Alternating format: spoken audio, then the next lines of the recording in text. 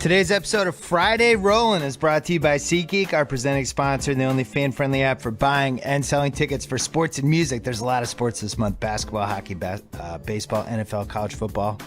You need SeatGeek. Drop your old ticket app. Use One Bill for 2016. Buy tickets and enter stadiums on your phone. Download the free SeatGeek app or go to SeatGeek.com. Today's episode also brought to you by Stamps.com, our old buddy. Stop relying on the post office. Buy and print official U.S. postage using your own computer and printer. Sign up for Stamps.com right now.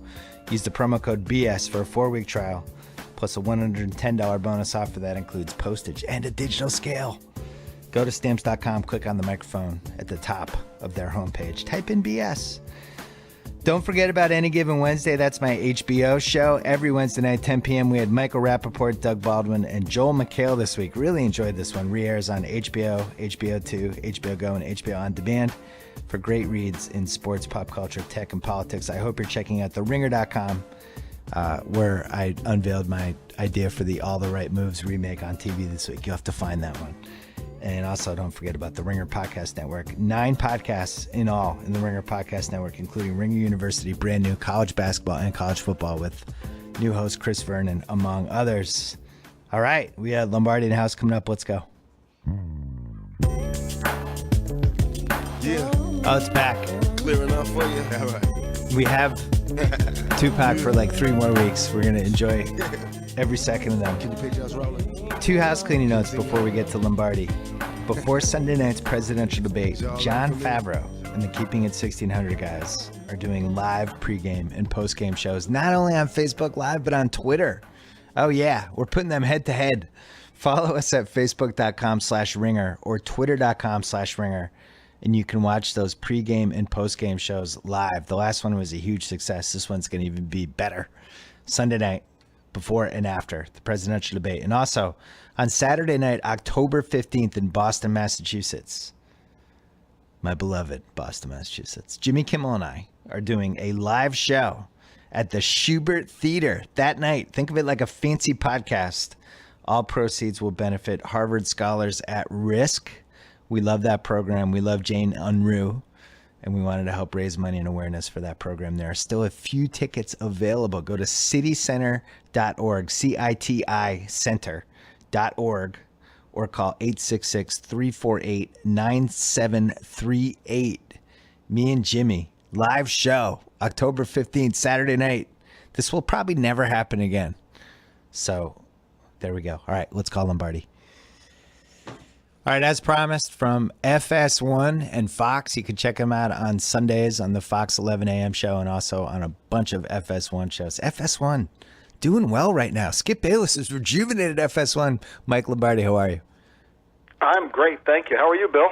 I'm doing good. I got killed last week in my picks, but I knew that was coming because it just felt like one of those weird, we don't know what the hell's going on in the league weeks. I have a better feel for this week. I want to throw a couple teams at you and see what your reactions were. First of all, the Vikings are kind of the ultimate Lombardi team, right? They get the lead, they take care of business, they do their job. It's a little Belichickian. What are your feelings on them?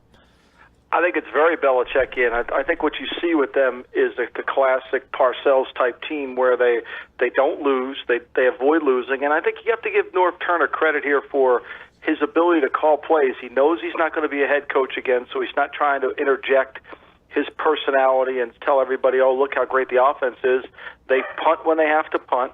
They make plays when they have to make plays. They take advantage of the situations, and I think they're playing complementary football in all 3 phases. They're hard to play, and the unsung thing that they do extremely well is they rush the passer with the kind of rush that keeps the quarterback in front of the defensive line, and it makes it hard for the quarterback to step up.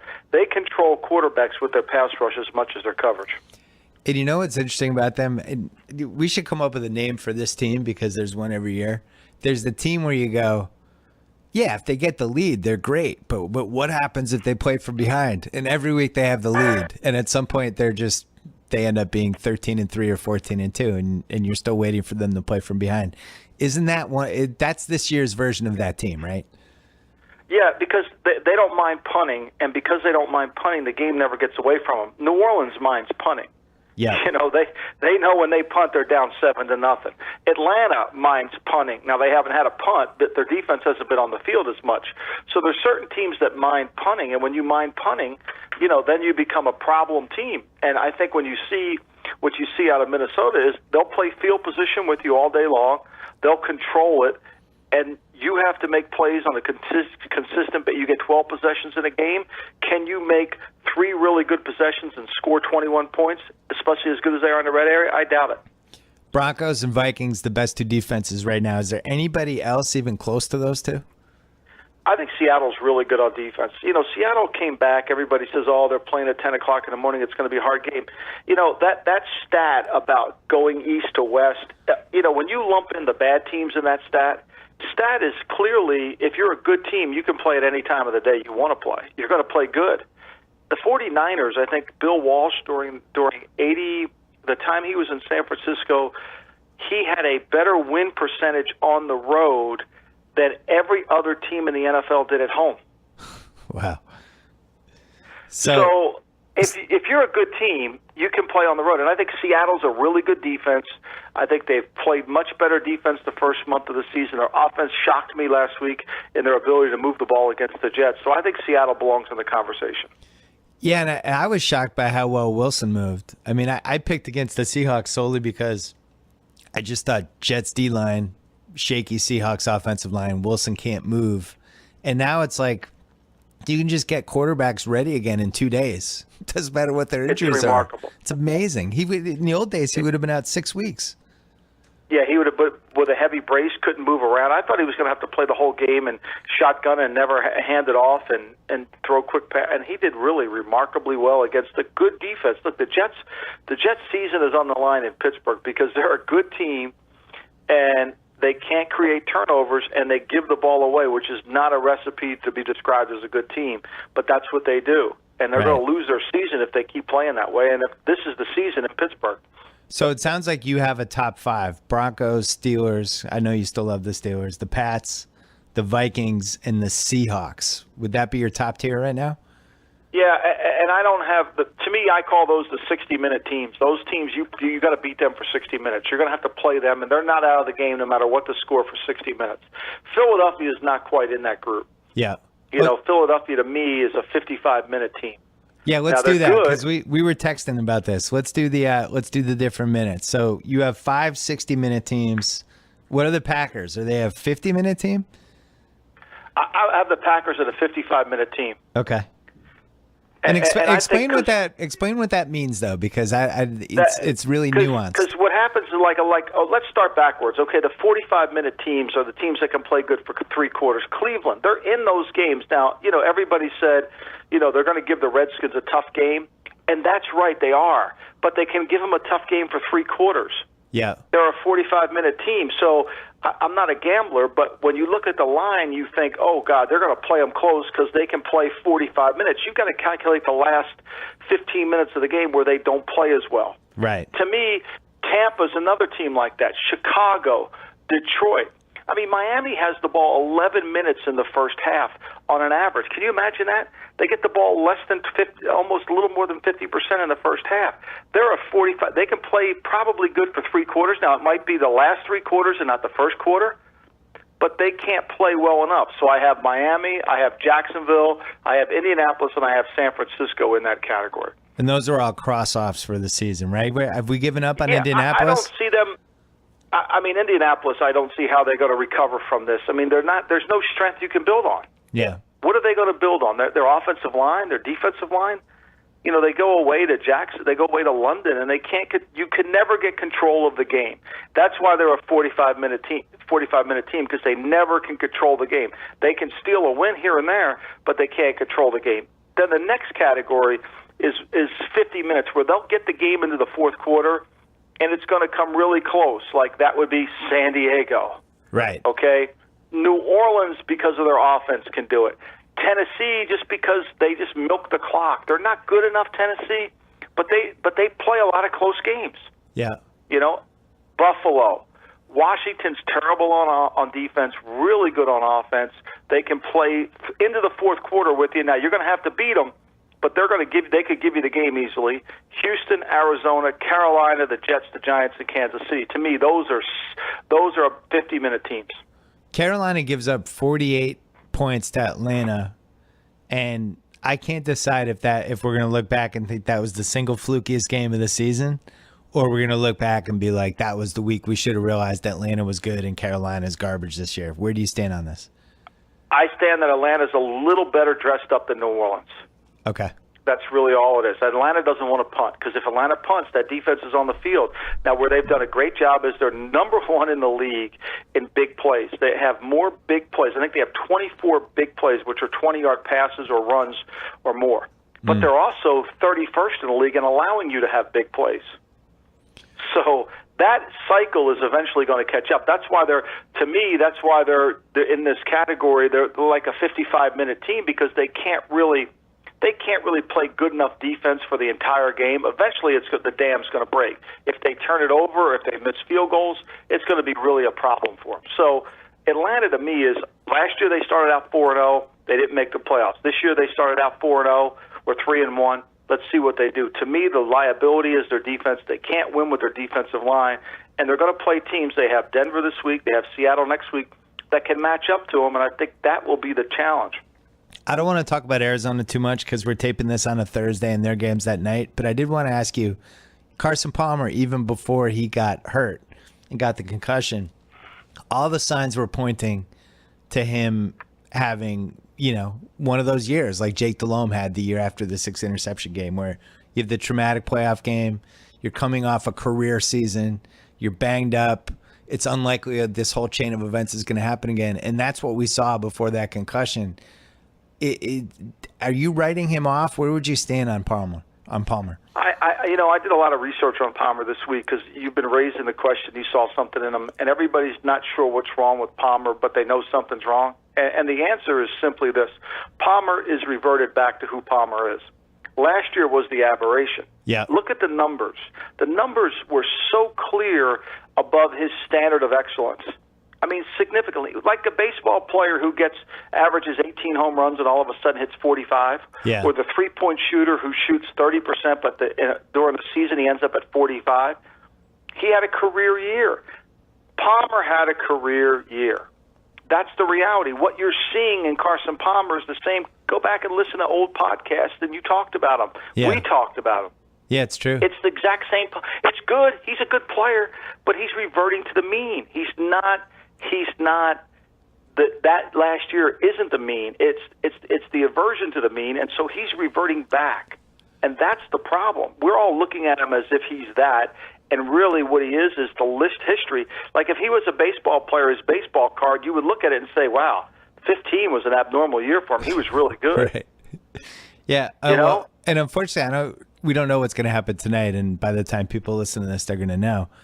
Part of me wonders if him not playing for a week is going to be better for them in the long run, because they had this team built around big plays and Palmer being a gunslinger and all this stuff. And maybe their team should be built around David Johnson and, and the running game they have and just trying to move the ball and control the clock. I don't know. I guess we'll find out tonight.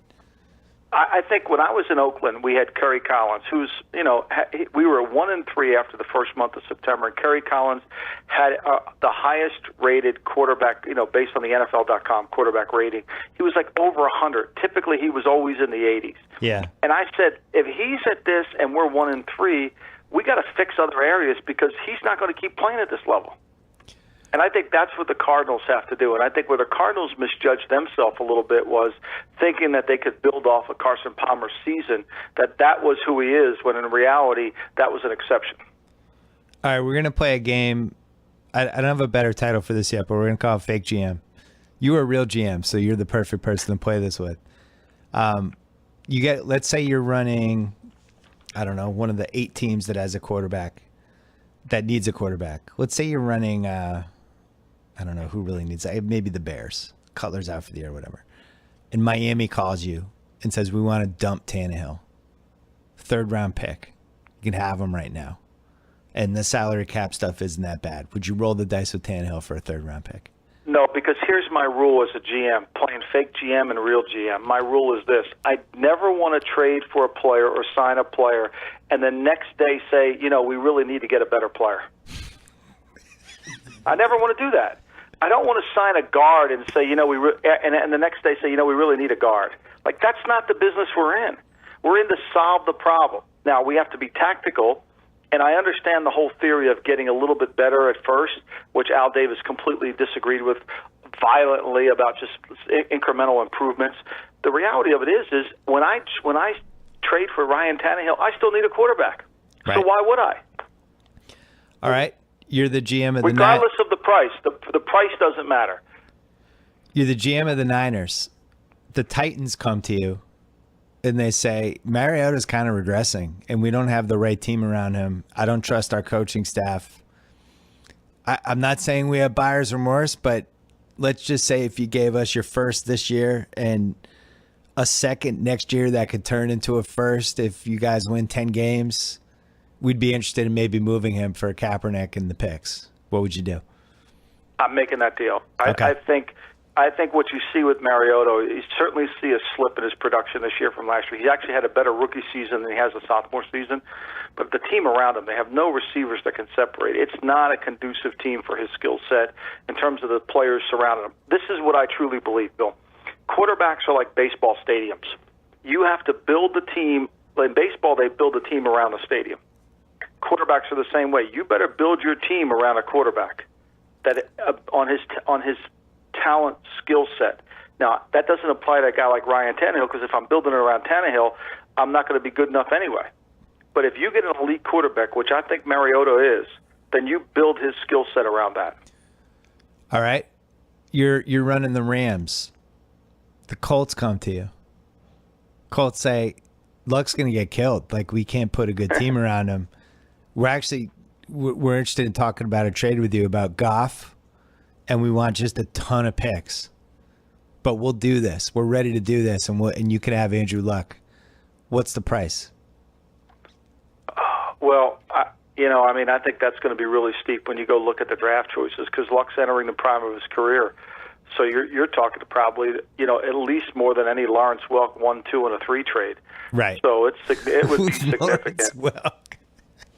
The problem with football is it's too hard to trade. In basketball, really hard. You just have to fit the contracts under. But in football, because you have all these guaranteed bonus and all this stuff, and it's like you just can't flip people around. I obviously don't think the Colts would make a trade, but it's the Rams. It would be really interesting if they used Goff as some sort of, if they thought, wow, we might actually have a chance to be a Super Bowl contender. We should use Goff, even though we just gave up all these picks for him, to try to leverage him into a better quarterback. But that quarterback doesn't exist. What would you give up for Cutler? I wouldn't give up anything for Cutler, because if culture matters to me, bringing Cutler into my culture would really affect me. So to me, I've got to find somebody else. I think the Bears are better with Brian Hoyer. I mean, Brian Hoyer is 16 and 15 in his career as a starter, going back to his time in Cleveland, his time in Houston. Look, I don't think he's perfect, but I think he can't. You're not going to win a Super Bowl with Brian Hoyer playing quarterback, but you're certainly not going to hurt your culture of your football team. Yeah. And look like you have a quarterback who's disinterested in the game. I mean, we're trying to build something. Like, that's my problem with Chicago. They're not. I don't know what they're trying to build. Like, I don't know where they're going. They got rid of their players, Forte, Bennett, and they kept Cutler. What are they actually trying to build? Is there a team that's underachieved so far that when you watch the talent that the team has, you think to yourself, wow, like that? Like, I was watching the Jags-Colts game, and the Jags, they're a mess. And I don't like Bortles, and I certainly don't think they have a chance to win 10 games or anything. But, man, they had a lot of dudes on defense that were doing stuff.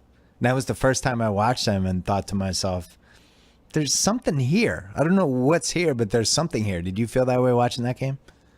I thought Jacksonville's got some players, I don't know cohesively if they play like a team. I think the other team like that is Oakland. I think Oakland defensively, I know they're 3-1, but Oakland is really underachieves on defense. Like, Oakland had no business beating Baltimore. You look at the stat sheet, 13 penalties, horrible on third down. They've made enough plays to win the game, but you're not going to consistently beat teams. That's why they're in that 55-minute club, because they're not going to consistently beat teams like that. So I think Jacksonville's probably a little more talented. I think the Jets are more talented in 1 and 3. understanding that Fitzpatrick and the quarterback, it just shows you how bad that Geno Smith and all those other quarterbacks are, because they can't ever get to Geno Smith as bad as Fitzpatrick's playing. There's no player who's yelling for Geno to come on the field. So that's got to tell you something right there. Tennessee's next 5. They're at Miami. Now, I don't know what's going to happen with that game because we have this terrible hurricane coming. But they're going to play that game somewhere. Then they have 3 at home, Cleveland, Indianapolis, and Jacksonville, which they have a chance to be favored in all 3 of those games. And then at San Diego. Now, you could argue that all of those games not only are winnable, but, if I had to pick, I might pick them in all 5 of those games. Is there a chance that Tennessee could do something in the AFC South? I know they have terrible receivers. Go. They have a chance because they play the game they only score 15 points a night. They're 31st in the league in how many points they can score. So how many teams can you beat? Even when you play bad teams, if you average 15 points, you're not going to beat them. So they're always going to be in close games. They're always going to be down to that last-second field goal. Some they'll win, some they'll lose. So I don't think you could ever look at the upcoming opponents when you're the Tennessee Titans and start penciling in W's. So that being said, I think they're solid on defense. They play hard. DeMarco Murray, to me, looks like he's as good a back as he was with Dallas. I agree. They just have no skill around them. Yeah. And you can and to me, the object of the game is to score points, and the Titans don't score points. All right, let's talk about the Pats. Something weird happened last week. Everyone thought Jimmy was playing, and they didn't play, and it almost looked like they weren't ready, or maybe they thought the defense was going to win the game, or who the hell knows. But it was just a weird game, weird vibe coming out of it. Do you see just, now Brady's back? Do we throw that one away, or should I take something from it? Well, I think they have to. I think it's time now. They've got 12 games defensively to step up. I think the concern you have as a Patriot fan is defensively. Where are we? We played. We're 1 field goal away from being 2-2. Yeah. And so we're sitting there saying, we're 3-1, everything's great. No, kid missed a field goal. We could have been 2-2. We played a horrible second half against Miami. We couldn't cover the Bills receivers, whether it's Robert Woods, Walter Powell. It didn't matter. Charles Clay couldn't tackle LaShawn McCoy.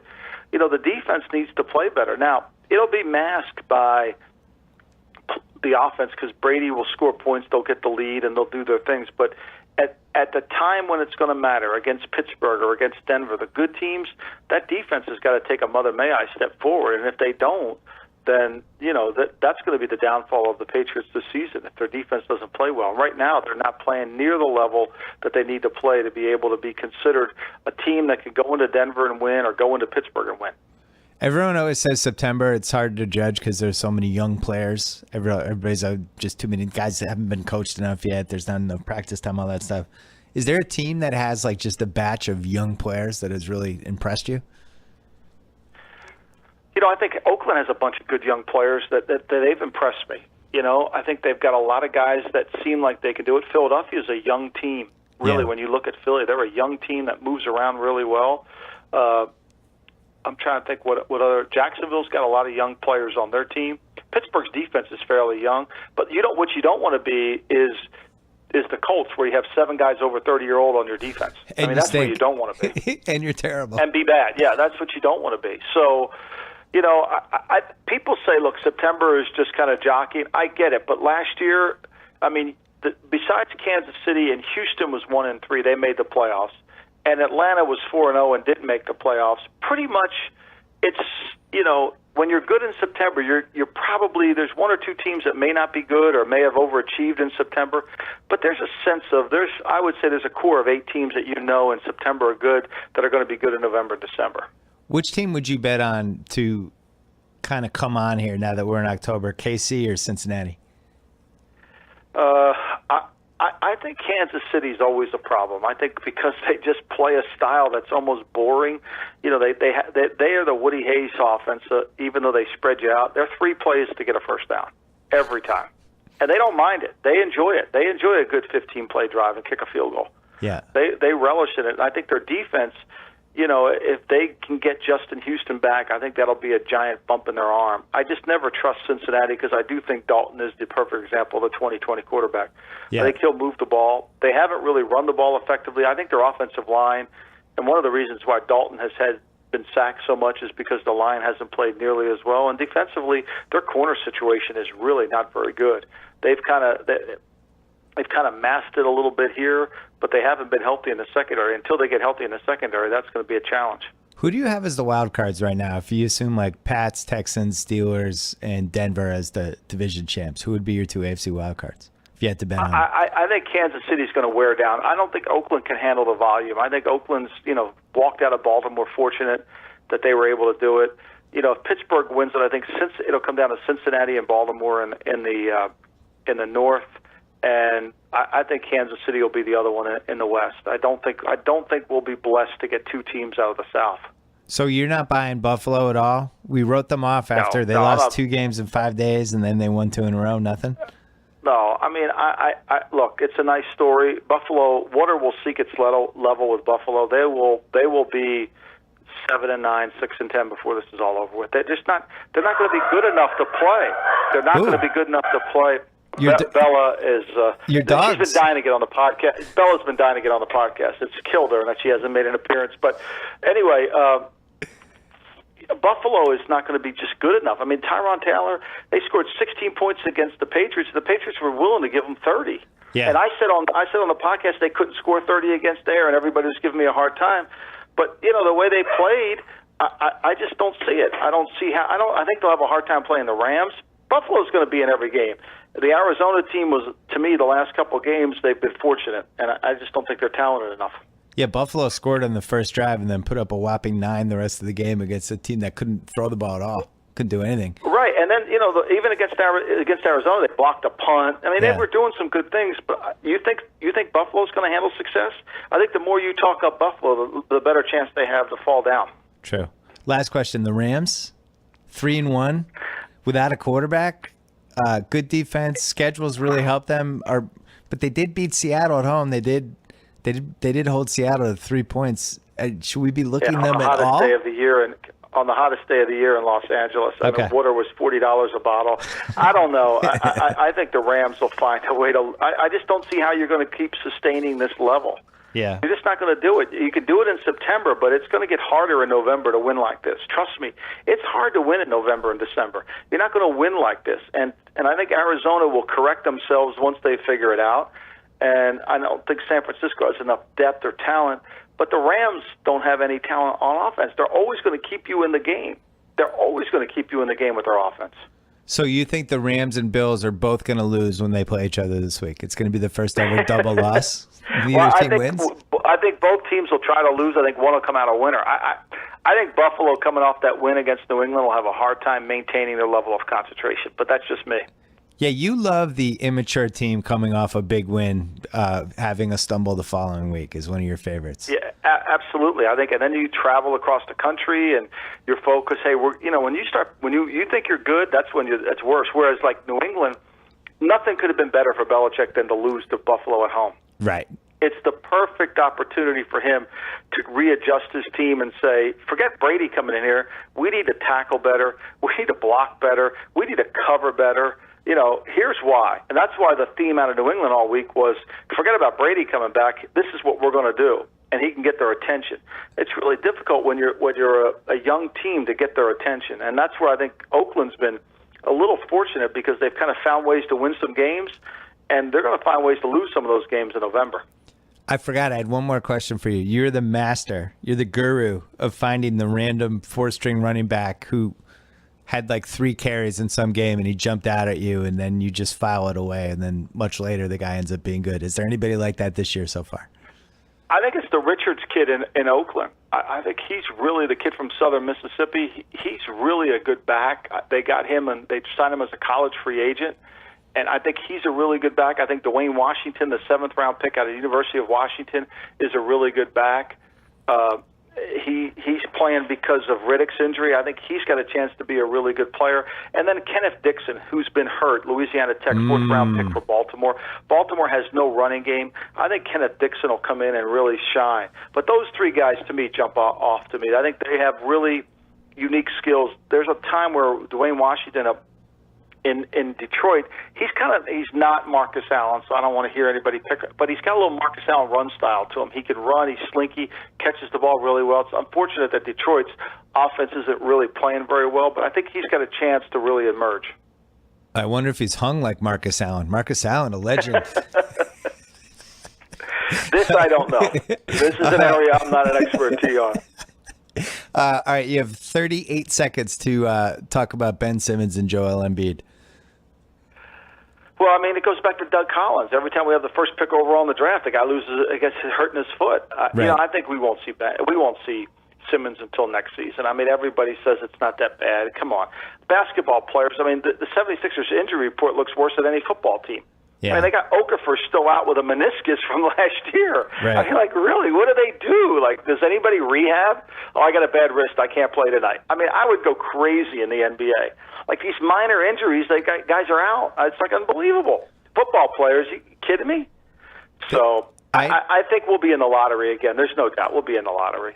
I wonder if the process is really going to go all the way through year 4, where they're just going to toss away another season. They have all these big guys. You can't play 5 centers. Of course they are. And everybody talks, trust the process. Yeah, the process got us 5 centers. How's that working out for us? Everybody says, Henke's plan's been magnificent. How's that worked out for us? We don't even have a team. We have a collection of players. The object is to build a team, not collect players. Right. And then we can't turn any of those players into assets. And, trust the process. I've trusted the process. I got 19 centers. I mean, who's going to play? Nobody can dribble the ball up the court. It's ridiculous. It proves one thing, Bill. If you ever tell people what your plan is, no matter how bad it is, they'll buy into it. Right. It's the lesson to learn for everybody. Because their plan doesn't work. Well, nobody's giving them a hard time. I just saw the kid from Milwaukee sign an extension. We could have drafted that kid from Milwaukee. Yeah. We could have drafted the kid the Knicks have. Nobody says that's part of the process, though. That is true. They were trying to build basically a team that could finish in the top 3 of the lottery every year while taking chances and big swings on prospects, and they didn't take Giannis or Porzingis. Pretty interesting. I mean, they're talking out of both sides of their mouth. You add those 2 players to the 76ers team right now, let's have a different conversation. But I trusted the process. I don't have those 2 guys. I do like Saric, and I do like Embiid. And I actually think Noel on the right team could be good. And I actually like Okafor. I don't mind the players. The problem they're in now is that they can't play all of them at the same time. And everyone else in the league knows that they have to trade at least 2 of those guys. And I'm not even counting Simmons because he's out. And it's like, you're going to be able to steal Okafor pretty soon for 55 cents in the dollar. That's going to happen. Right. That's how this is going to play out. We could have drafted Porzingis. Is that his name? Porzingis. Could have drafted him. You could have traded down, and you could have taken like Devin Booker 10 spots later or 8 spots later. Whatever. There's a lot of stuff you could have done.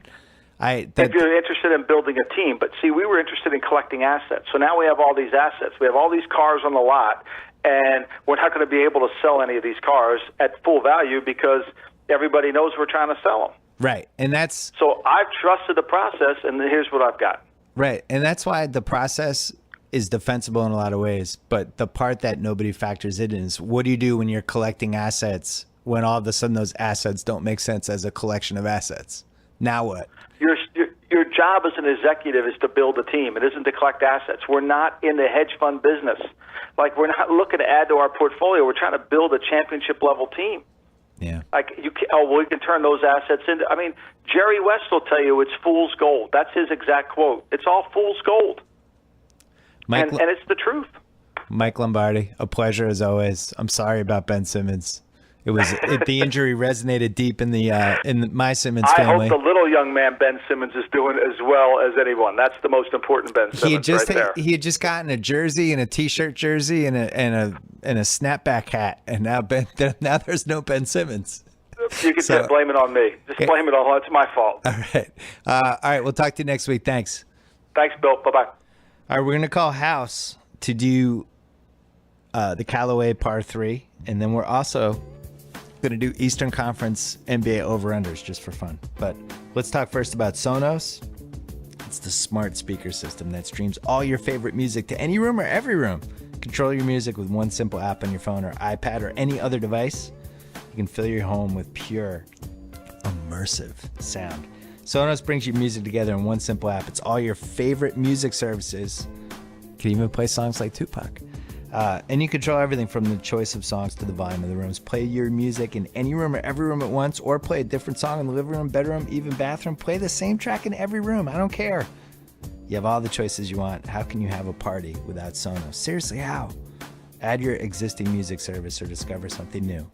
Go to Sonos.com right now.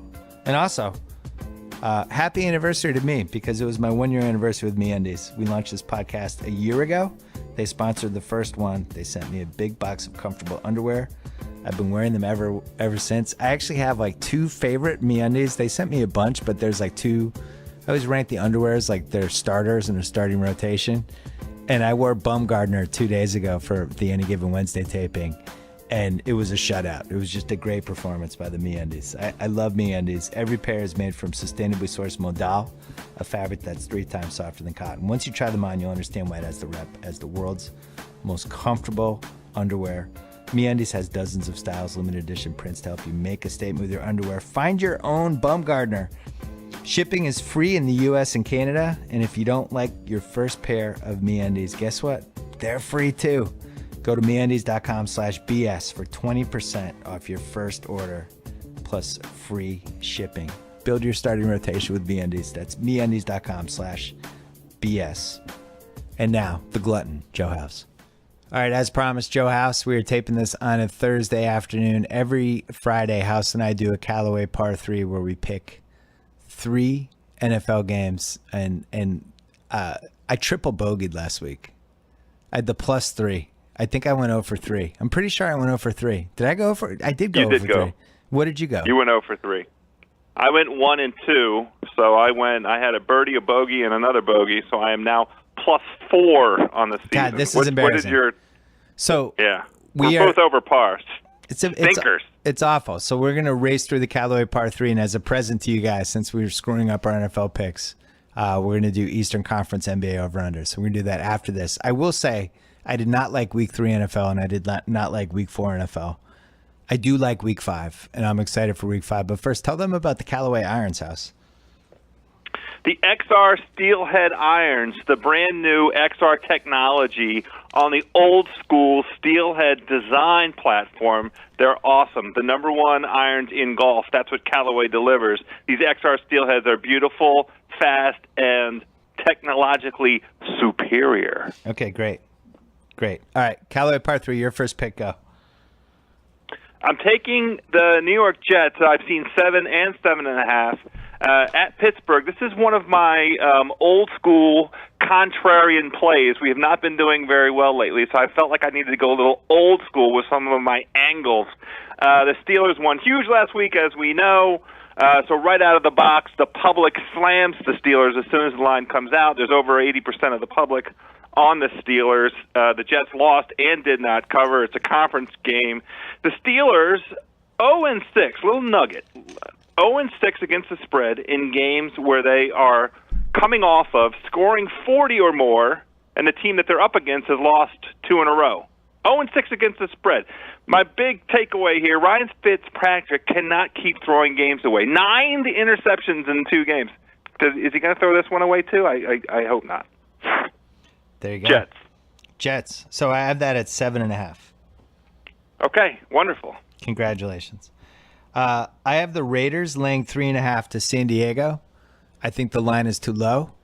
I think the Chargers keep blowing these games, and it's having a real effect on them. I think the Chargers are banged up. I think the Raiders are actually more talented than they've shown in some of these games that they've had to gut out. We just had Lombardi on. He was talking about how much he liked the 2 running backs that are replacing Latavius Murray, who I've never been a fan of. And I just think the Raiders are ready to bust out and win a game convincingly and pound their chest because they're 4-1, and I'm ready for a week of Derek Carr stories. I think this is the week we really start seriously talking about the Raiders. That's interesting. I like the Chargers in that one. That's not one of my picks. That's but fine. The Raiders don't have a strong history of covers. I know. As That's a favorite. fine. They don't like being favorites. You know what else they didn't have a strong history of? Going west to east and winning 10 and winning 1 a.m. game or 1 p.m. game. So I believe in the possibilities of this Raiders team. All right, your second pick. Okay. I'm taking the Denver Broncos laying 6 at home against Atlanta. This is mainly a play against Atlanta. I feel like they haven't played anything like a defense that the Bronx are going to throw at them.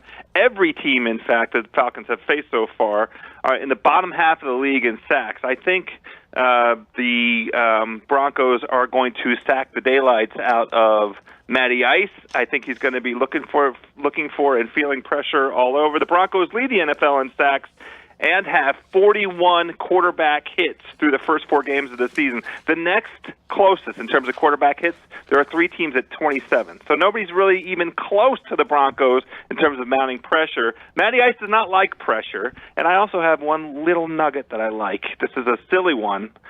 Defending Super Bowl champions at home in Game 5 are 5-0 against the spread if they enter that Week 5 4-0. That describes the Denver Broncos. They're my pick, -6 against Atlanta. That's just absurd. I don't even know how to react to that. It's just, man, there's a lot of games I like that were like -3.5 and -4, which always scares me off. Like I like the Ravens against your team, but it's 4, and the 4 scares me. And I know Kirk Cousins will give me a "you like that" garbage time touchdown. I'm staying away from that. For my second game, I have, I don't know where this game is being played, but the Titans are playing the Dolphins, and they're getting 3.5 points. And my rule is when I just think I'm getting like a free field goal, basically, I'm just taking it, and I'm taking the Titans plus 3.5 because I actually just think they're better than Miami. I don't think Miami's a good football team. It's weird. I keep talking myself into this Titans team, even though they've let me down a couple of times. I think they're solid. They stay in games. It just seems like too many points, so I'm taking that. All right, your third pick. I totally agree with that Titans pick. I almost put them in this.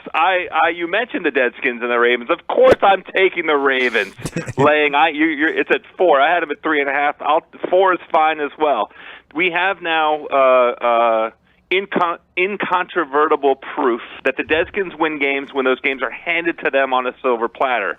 They have not yet gone out and taken a game. I don't think they're going to Baltimore and taking this game. The Browns were, let me remind everyone, leading the Deadskins going into the fourth quarter 20-17, and then turned the ball over 3 consecutive times, thereby ending their day. The Deadskins were out-yarded by the Browns in that game, and the same thing was true of the Giants the previous week. Eli handed that game to the Deadskins. The Deadskins have not gone and taken one.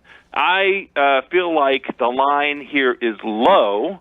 I think on a power ranking basis, and we now have, it's a small sample size, but enough of an indication of how teams should be ranked that the Ravens on a neutral field are a 3.5 to 4 point favorite, and then as a home team should be 6.5 point favorite. I feel like I'm getting some extra value out of the Ravens here, so I'm taking the Ravens -4, let's say, against my Deadskins. Okay. I really want to take the Pats -11 against the Browns, but I'm not going to. I also really wanted to take the Rams -2 over the Bills, but I can't pick Case Keenum, especially after a triple bogey last week.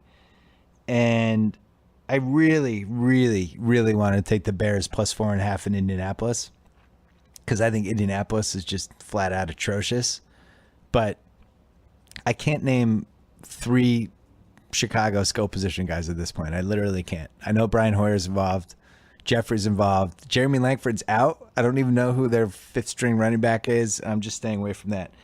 So I'm taking Cincinnati -1 in Dallas because I don't think Dallas is very good. I think it's a deceiving 3-1. They lost to the Giants. They beat your Deadskins on a terrible Kirk Cousins pass. The Deadskins gifted that game to Dallas. Yes. They killed the Bears, and then they squeaked it out over just an atrocious Niners team. And I don't know. I just think Cincy, I don't think they're a Super Bowl contender, but I think they're a good team that does everything pretty well and can stay in the game. And I don't think they've really played a good road game yet where they can just, I don't know. I just like Cincinnati. I don't believe in Dallas. So that's it. That's my third pick.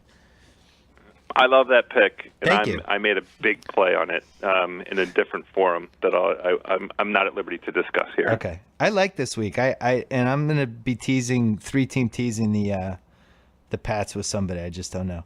All right, so we're gonna do NBA over-unders, but first I want to talk about our friends at Squarespace, who make it easy to build beautiful websites without breaking a sweat, regardless of skill level. No coding needed.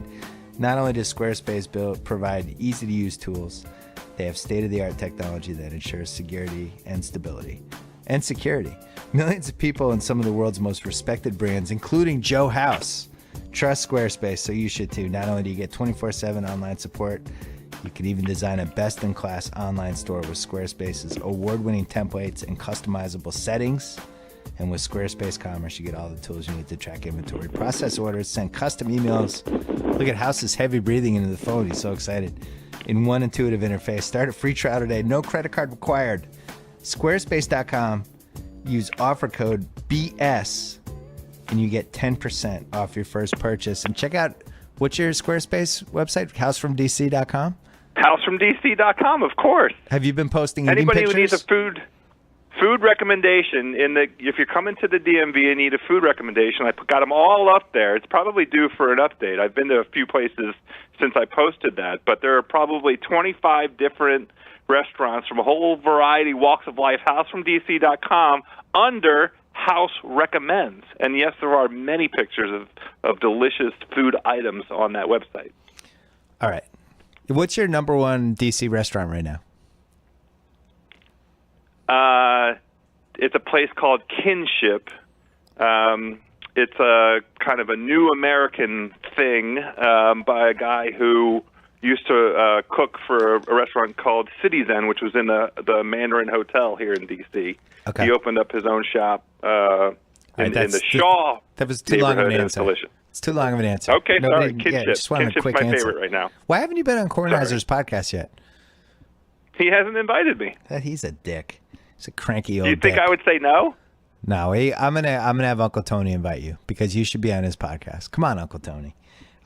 Quickly before we get to the over-unders, I'm not allowed to bet on the MVP since I have a vote, but I think I'm allowed to actually talk about the odds. And everybody is on this Westbrook MVP bandwagon because he's going to shoot. Not me. He's going to shoot 32 times a game and have a usage rate of 40, and they're going to go 42 and 40. I'm not on that bandwagon. Me either. There's a guy whose odds are skew. Can you guess who I'm thinking? I haven't looked. I haven't spent 1 second looking at it, but my All right, guess. you know what I'll do? Hold on. I'm going to read you the top 12 guys. Do not make a sound until I'm done.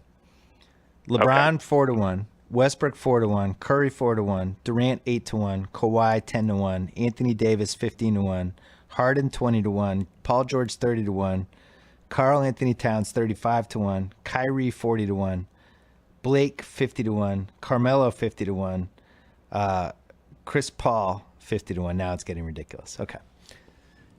Any of those jump out to you? There are three that I like. Okay.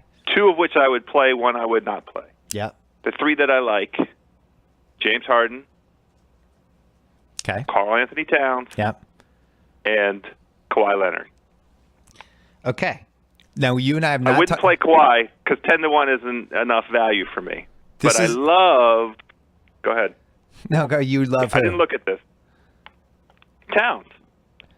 This is like the newlywed game where you and I have not discussed this, and yet we ended up with the same answer. The James Harden odds are way out of whack. 20-1 is ludicrous. It's just ludicrous because he had the year from hell last year. Weird two coaches. He had Ty Lawson on his team. He had the chemistry was way off. The whole year sucked. He's dating Khloe Kardashian. Throw it away. Year before he was the number 2 MVP. Now he's got D'Antoni. He's making him the point guard, which he basically is anyway. He's going to be super motivated. That 4 seed is wide open in the West, And everybody's talking about Westbrook. Oh my God. And it's like Harden's going to have better stats than Westbrook, and he's going to have better percentages, and he's going to be on a better team. And 20-1 is insane to me because the MVP is wide open. The Golden State guys, you can't vote for any of them. I think LeBron, this is the year he cruise controls the regular season a little bit. And I don't know. I just think it's sitting there. 20-1 is outrageous to me. I can't believe those are the odds. Yeah, I agree. I would have reversed if you had just given the odds and names and said match these. I would have matched Kawhi Leonard up with 20-1 and put Harden down at 10-1. But let's hang up and make a play on James Harden. No, I'm not allowed. Because we both love him at 20-1. No, I oh, you're not. I am. I have a vote. Yeah, I'm going to hang up and make a play. My job Hooray! My job is just to point out which odds are out of whack. The only other one that I saw on here is Jaylen Brown is 1,000,000-1, and I wouldn't rule that out because his two dunks are incredible. Jaylen Brown. I mean, you're so asinine. My dad. The way you work a Celtics in every single time. My dad and I were talking about the Celtics yesterday, and my dad's all in on Jaylen Brown. All Jaylen Brown had to do is 4 dunks and one story about how Jay Crowder's taking Jaylen Brown under his wing. Jaylen Brown goes over to Jay Crowder's house and plays with Jay Crowder's kids. He plays video games with them. And my dad is like, he's a good kid. He plays video games with Jay Crowder's kids. I'm like, what? You're in on the pick now because he plays video games with Jay Crowder's kids? What are you talking about? Porzingis is 100-1. Congratulations. Boogie Cousins. Good luck to the Knicks. Boogie Cousins, 50-1. Best of luck to the Knicks this season. Yeah. All right. We're going to do Eastern Conference. You and I have not talked about this. Right? Yeah, you didn't give me any notice. I have barely done any research. So when I get all the names wrong, people can tweet about it, and then I own it. No. I'm going to get the names wrong. No, we're not. We're not even going that far. This is a preliminary deep dive. Oh, that's a relief. So we're going to get to do our usual over-under. Yeah. We're going to do the proper research and everything. We're doing the East this week. We're doing the West next week, and then we'll do it for real the following week. I just want to get these brilliant. out. We're going to dabble. It's appetizers. I'm passing out dabble. shrimp cocktail and cocktail sauce. And, yeah. All right. I'll just do this alphabetical. Year of Atlanta. Atlanta Hawks. Atlanta's got Dwight Howard. Atlanta has an awesome FX show that is my favorite show in a while. I love that show. Please tell me you're watching the Donald Glover show. To watch it yet. Oh my God, House! What's happened to you?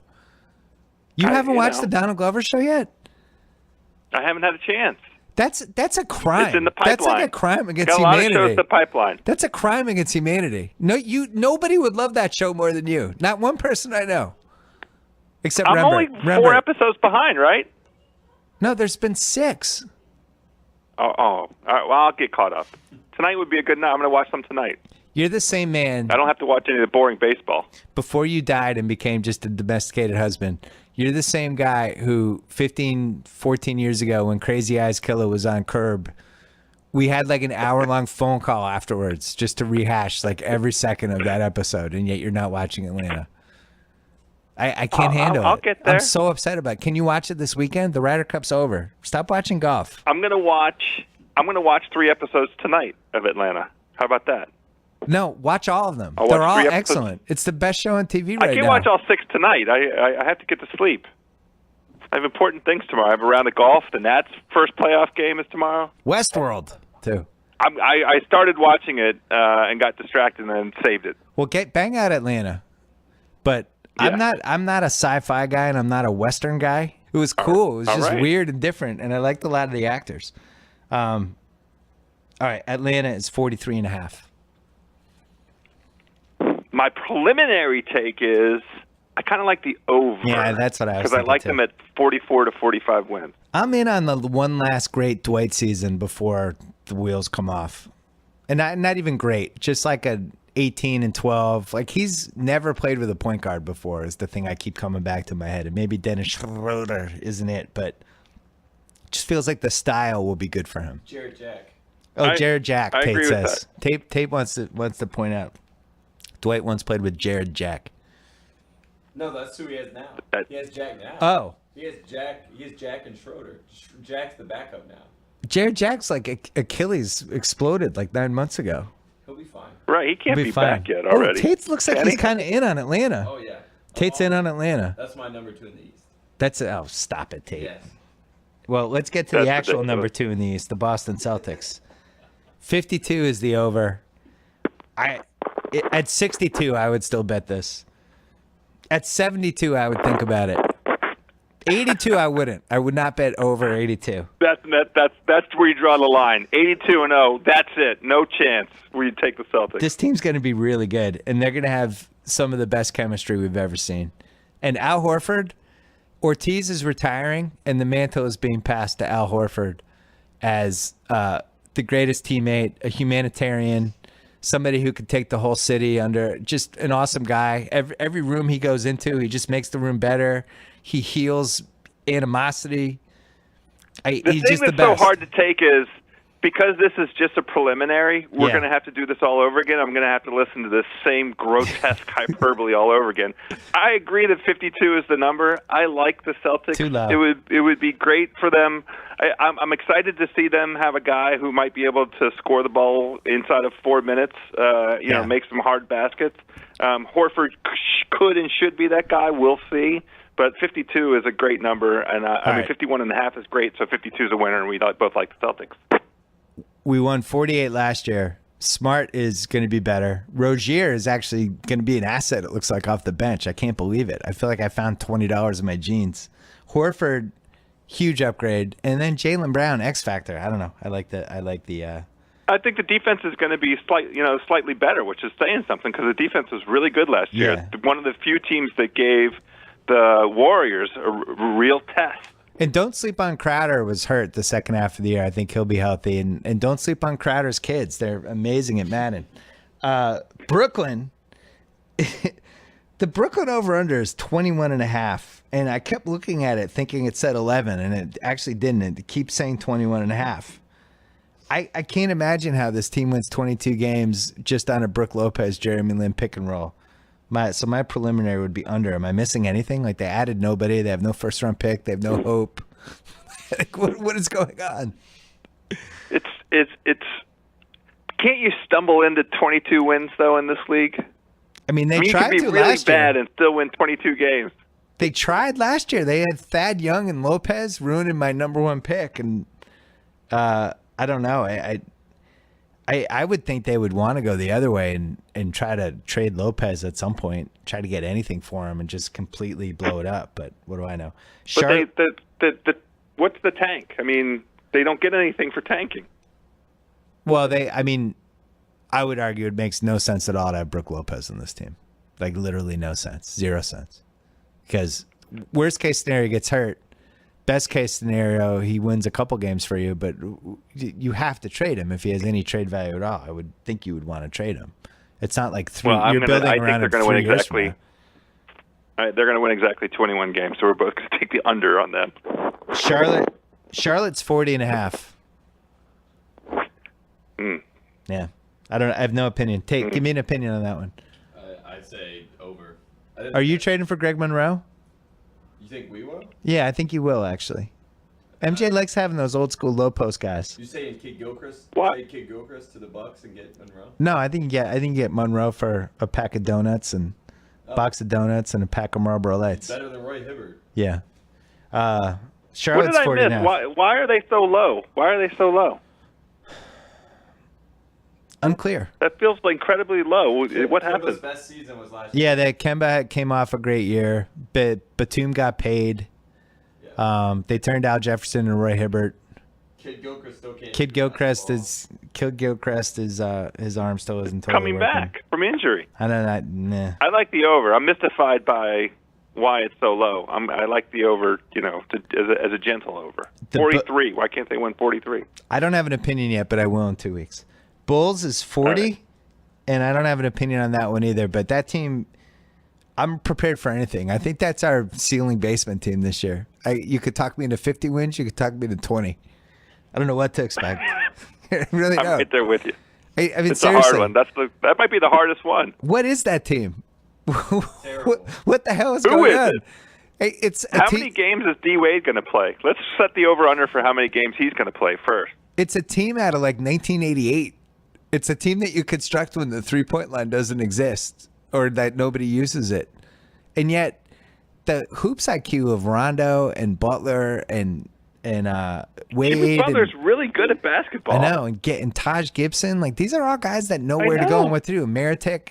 All these guys know where to go and what to do. And that part is fascinating. And also, like, Rondo, I'm just not ready to write him off yet. I thought he had good moments. I thought that was a crazy situation he was in last year. He was on a crazy team with a team that hated its coach. They didn't play defense. I guess the X factor would be Fred Hoiberg, who left me cold last year. They still won 42 games last year with Fred Hoiberg. That would seem like a worst case scenario for them. Yeah, I would. Powell was mailing it in. Noah was hurt. Chicago or New York will be in the mid-40s, and I need to spend the next 2 weeks figuring out which one. Cleveland's at 57. I guess it depends on what LeBron season you're predicting. If it's, they know that it doesn't matter what seed they have. It doesn't matter if they have home court. None of that matters. What matters is LeBron being healthy in May and June. And my guess would be that he's going to be on cruise control and try to turn the team over to Kyrie and Kevin Love, who's by all accounts looked awesome and is healthy again. And maybe just lets those guys and basically just becomes not a supporting guy, but more of a facilitator, steps back, lets those guys sow their oats. He rests, he sips, maybe he plays 65 games.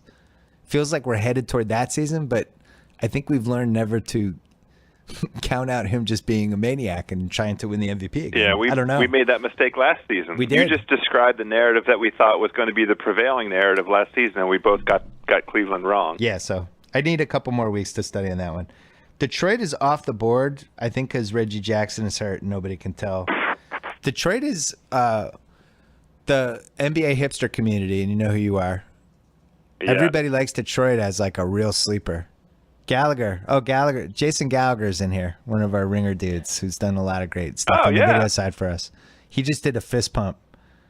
All the young hipsters, all the young kids are in on the Pistons. They want to watch Andre Drummond miss key playoffs in key free throws in a second round game. I don't know what to make of that team. Indiana. Can you guess the Indiana over under? I'll be interested to see if you guess this. They won 45 last year. I'll say 46. Yeah, 45. Oh, okay. That makes sense. It's a competent team. They're they're the dark horse for the 2 seed. It's a competent team with a lot of veterans. Yeah, they just have adults. It's an adult team. Right. Yep. Let's see. Miami's 35.5. That seems high. How are they not off the board? I guess it's confirmed that Bosch is not going to play for them this year. Bosch will not play for them this year. That's done. Yeah, that's too high. So you're looking at Hassan Whiteside, Winslow and Richardson, a lot of Dragic. Tyler Johnson. Yep. Some $50 million Tyler Johnson coming off the bench. Goodness gracious. Yeah. Amazing. And America's the best country on the planet. A whiff of Josh McRoberts, just a whiff, faint whiff. What's it smell like? What kind of whiff is that? It smells like dated salary cap space. And I can't remember who else is on this team because I haven't done all my. Oh, Wade Ellington? Oh man, that team's going under. Yeah, we like the under. we like the under. Well, Miami had a great run. They won a couple titles. They won in 06. They won in 12. Sure. They pulled one out of the deep recesses of their assholes in 2013. And it was a great run. And I can't believe... They stole LeBron, for Christ's sakes. And Pat Riley invited Dwayne Wade over to the room that was covered in saran wrap when Dwayne Wade came in and shot him in the back of the head. That was unbelievable. I still haven't gotten over that. Dwayne, come on over. I'm having a barbecue. All right, I'll be there at 3:15. Done. Horrible. But he saw something last year in that playoff series when Wade couldn't beat Toronto. I think Pat Riley was like, I'm done. I'm rebuilding. I got Winslow. I got Whiteside. I'm going to stink this year. I'll get a top 5 pick, and I'll pull another franchise guy out of my butthole, and we'll be good again in 2 years. So that was the calculus. He couldn't gamble on Bosch coming back, and if you don't have a good feeling about Bosch coming back, then there's no point in keeping Wade. Right. Milwaukee. A sexy pick last year. I hate Milwaukee. Sexy. Milwaukee's I get wearing them lingerie wrong every year. They were wearing a nightgown and lingerie last year. 36 for this year. 36. Seems low. Feels low. Seems a little low. I'm going to research them. I get them wrong every year. The Knicks are 40.5. That's another ceiling basement team, and who the hell knows what to expect with this Derrick Rose thing, which I don't even want to talk about or approach or stare at for a second. Brandon Jennings is on this team though, and I actually think he's going to be a real asset for them. I think he's they're going to need that. They're going to need him to be an asset because Derrick Rose is the starting point guard right now. And Porzingis is a second-year guy, and I love second-year guys. And if they do what I think they're going to do, which is probably play Joakim Noah 26 to 28 minutes a game, play him a little bit with Porzingis, but then play Porzingis at the 5 too. I want to see them play Porzingis at the 5 with Carmelo at the 4 is the lineup I want to see from the Knicks. I can't believe it. I think I might take the over for the Knicks. I think I like the Knicks. I like their team. It's been 10 years. I like it. I like their team. Phil Jackson, man, he knows what he's doing. Take the over on the Knicks. Somebody wake Phil Jackson up from his 4 p.m. nap and tell him I like his moves. Orlando. Oh, guess Orlando. How many did they win last year? 35. I bet they're at 37 would be my guess. Nice. That's what they are. 37. Oh, good. Yeah. They do have the two Congo dudes, which I like. I like the Biyombo Ibaka combo, but somehow they I don't understand how anybody in the NBA can have a shitty point guard situation. It's like impossible. It's the biggest supply-demand position we have. We have 30 starting spots for a point guard, and we have like 75 qualified point guards. And yet Orlando, it's like the weak part of their team. Why would you spend $9 million on DJ Augustine? What did Elfrid Payton show you the last couple of years to make you think he could still start? And I was a huge fan of his. Nothing. But he was terrible. He can't shoot. Can't shoot. You can't play point guard and throw up bricks in 2017. Maybe Ricky Rubio will get that message this year. And I don't understand how you play Gordon, Ibaka, and Vucevic and Biyombo together. Gordon's playing small forward now. Yeah, they have Gordon. Tate said they have Gordon at small forward. Guess what? That's a mistake. I don't like that at all. Who's their coach? Tate? From Indiana. Yeah. Oh, Vogel. Yeah. Oh, Vogel. I forgot they had Vogel. See, this is why this is the unprepared over-under go through. Hazonia. We need to do the research. Right. I know, the Hazonia. You know, I saw Hazonia's when Rudy Fernandez was on that Spain Olympic team. Yep. And I was thinking remember how excited we were about Rudy Fernandez 10 years ago? And I think that's Hazonia. We were also excited about Hazonia. Well, that's what I mean. I'm worried that that's Hazonia's destiny. He's just like this Spanish cock tease like Rudy Fernandez. He's going to tease us into thinking this is the year, and it never happens. I'll tell you one thing, though. He's going to have a lot of sex.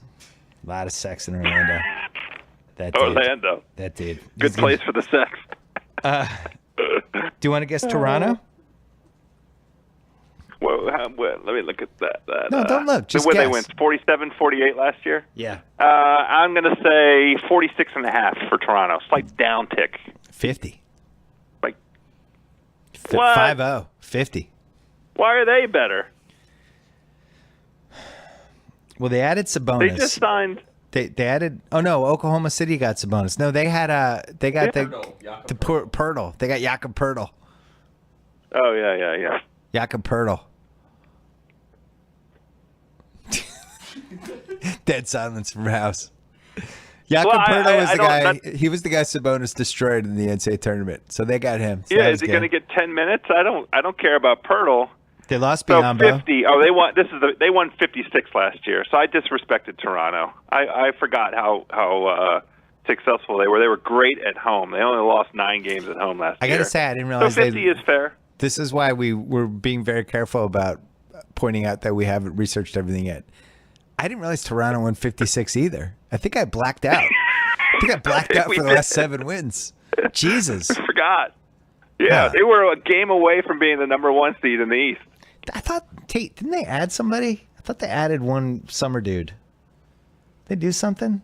Couldn't have just been Jakob Pertl. Well, I mean, they had the re-sign. I mean, They just re-signed some dudes. Yeah, I mean, then they had Jonas. Oh, Sullinger. They got Sullinger. Oh, they got Sullinger. I mean, Yeah, nice guy, but I don't know what to say about that. I think they're worse. Congrats. That looks like an early underpick.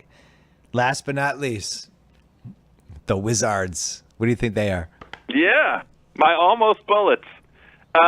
We actually teased this a little bit right when this stuff came out. You I asked did me, look and I up. think it was like 41.5 or 42 or something. 42 and a half. Early returns on the almost bullets. Oh, no. Sadaransky, No. backup point guard, 6'7". You should see the dunk clips. I already love them. I might get. Where does this guy? What team was he on in the Olympics? Or somewhere? I've seen something of this guy, and I got excited. Like Czech Republic. I'm gonna mess it up. I don't know. I haven't studied anybody either, but his dunk clips are awesome. I saw something of him, and I got excited for you. That would be nice. Yeah. I hope that happens for you. I love. Obviously, I'm going to take the over for the almost bullets. I think whatever the number is, Scotty Brooks is going to be a 2 to 3 to 5 game upgrade over Randy Wittman, the chess player. Randy Wittman, the famous chess player. And I think the real key, as always, is Bradley Beal going to play 50 games. Huh? You just said Scott Brooks is going to be an upgrade. Just want to remind Over you. Randy Wittman?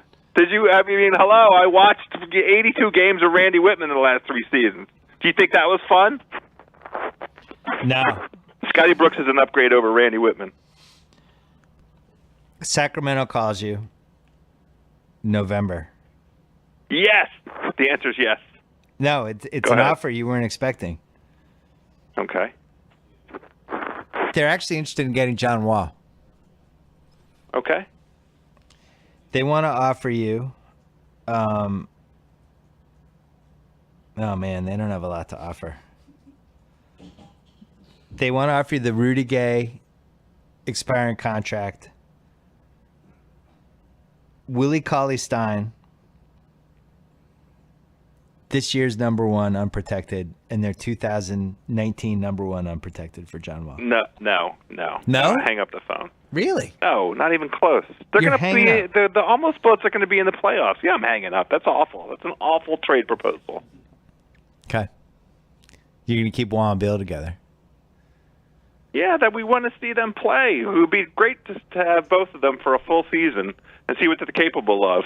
They were one John Wall wrist injury away from playing in the Eastern Conference Finals 2 years ago. That would have been something. It's exciting. Your best They're going to basketball. get back to the playoffs this year. The best Chocolate City basketball moment of the 2016-17 NBA season is going to be when the Cavs visit the White House. I'm sorry. That's it. That's going to be the pinnacle. When all those dudes come in and Obama busts J.R. Smith's balls about how he's glad he wore a shirt and he does that whole thing. It's going to be the best. What's going to be better than that? David Blatt being denied at the gate. I'm sending you Sadaransky dunk clips once a week. Every week you're getting a new Sadaransky dunk clip from me. You could have told me Sadaransky was the new hope of the Wizards or like somebody who's working with Dan Steinberg on the DC Sports Blog. I would have believed anything with that. Could be a side gig. I have to tell you, today I tweeted this. I'm not sure if you saw it. NBA History put a 55-second clip of the Bullets, that Bullets team with when Rasheed Wallace was a rookie and Chris Webber was on there. It was probably it really tore the heart out of me. Yeah. Watching those two. It was 55 seconds of those two playing together in a scrimmage. They were going up against one another. Oh my God! Wow. Did you get a contact high? It hurt my heart. No, I cried. I had to clean up the tears. Thanks to Sonos, the smart speaker system that streams all your favorite music to any room or every room. Control your music with one app or fill your home with pure immersive sound. Add your existing music services or discover something new. Go to Sonos.com right now. Sonos, send Joe House something. He loves Sonos. Thanks to Stamps. Oh, I do love Sonos. Yeah, send Joe House something. Thanks to Stamps.com. Stop relying on the post office. Buy and print official U.S. postage using your own computer and printer. Sign up for Stamps.com. Use the promo code BS for a 4-week trial plus a $110 bonus offer that includes postage at a digital scale. Go to Stamps.com. Click on the microphone at the top of the homepage. Type in BS House. Don't forget, your boys, Keeping It 1600, live pre-game and post-game shows for Sunday's presidential debate. Doing it on Facebook and Twitter. Facebook.com/. I watch every second. I love those guys. Them calling Sean Hannity 3 weeks ago was the funniest thing that happened in the month of September. Well, we want this to work because if we can pull off this Facebook, Twitter thing every once in a while with live events, which we think we will, it'll eventually lead to you and Shaq at the Masters, where you're wearing your own green jacket. You're wearing your own green jacket in the Callaway Shaq house, only it's just covered in blue cheese. It'll be great. Yeah, It'll I want to bring the new life. homie.